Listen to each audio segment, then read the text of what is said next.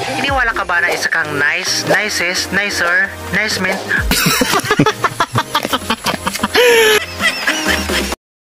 Hi guys! So nandito tayo ngayon sa bundok. Siyempre hulaan ninyo kung nasaan ako. Siyempre hindi inyo mahulaan kasi hindi naman kayo si Madam Auring. Mga dipungal. Ayan, ipakita ko sa inyo ang mga kabundukan dito. Ayan, wow! Yan ang sinatawag na Chocolate Hills. Diba? Chocolate Hills ng Bicol. Ayan, tapos ipapakita ko sa inyo ang Mayon Volcano. Ayan po yung Mayon Volcano. Kaso natatakpan siya ng ulap. Ayan, diba? Ang presko, ang sarap dito magtambay. Wow! Yung mga bundok-bundok na dito yan, makikita niyo yan, Tapos itong kalsada sa baba, yan yung kalsada papunta doon sa Ligao City. Siyempre sa mga gustong makarating dito, mag-comment lang po kayo dyan sa baba kasi isasama ko kayo sa next time na pagpunta ko dito. Yan, nakikita niyo yan, ang ganda-ganda ng mga tanawin.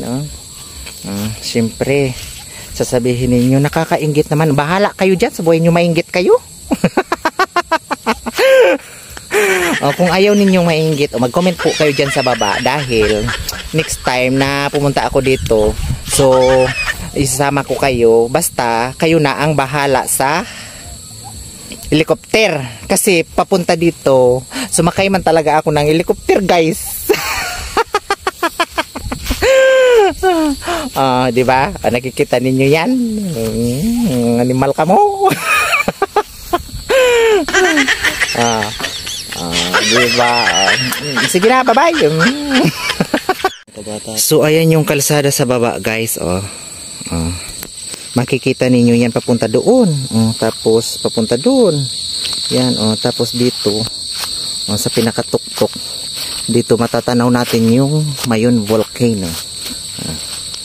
Tapos yan yung mga bundok-bundok na yan. Nandyan yung parte yung Tigbaw Farm. May mga dyan, may mga animals dyan sa Tigbaw Farm na yan.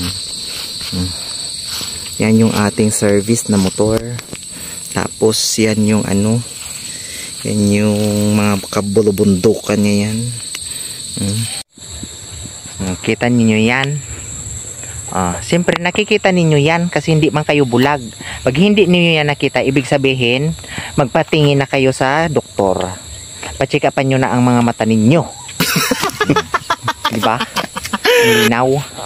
Yung yung Mayon Volcano, yung dulo medyo sumisilip, natatakpan kasi siya ng ng ulap. Tapos yun yung Mount Masaraga ba yan? Yan yung sinatawag na Mount Masaraga. Tapos ito naman yung part ng Pulangi. Tapos ito yung yan yung sa likod ng Mayon Volcano, nandiyan yung Daraga at saka Legazpi City. Tapos dito sa baba dyan, nandyan yung Ligao City. Nakikita nyo yan. Sa tingin ko nakikita nyo naman yan kasi hindi naman kayo mga bulag, animal ka mo.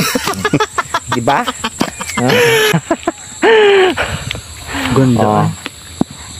Patayin love dito. Ayan. Diba? Feeling ko pag nakita nyo to, may message nyo. Ay, di pungal. So ayan na guys, yung Mayon Volcano, makikita ninyo, buti na lang nagpasilip yung ulo. Siyempre, alam nga naman magtago ang ulo niya na alam nang nandito tayo, sinadya natin ito, na lugar na ito. So siyempre dapat lumitaw talaga yan. Kasi sayang ang effort. Pumunta tayo dito para masilip siya tapos magtago ang ulo. Hindi pwede. Ayan siyempre nakikita niyo yan.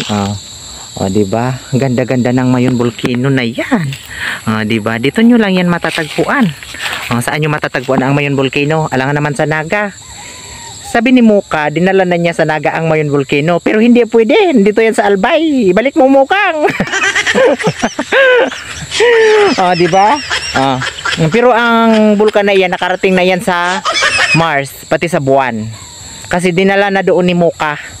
Ayan Pero nandito na ngayon ulit sa Albay kasi binalik na niya. Ayan nakikita ninyo yan. Lumabas yung ulo. May lumipad pa na ibon. Diba?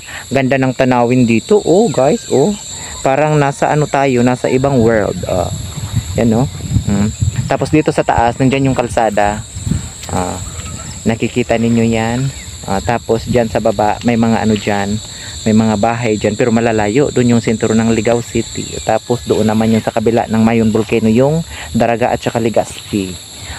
Diba? Hanggang dito na lang muna ang vlog na to dahil uwi na kami, hapon na. Salamat guys.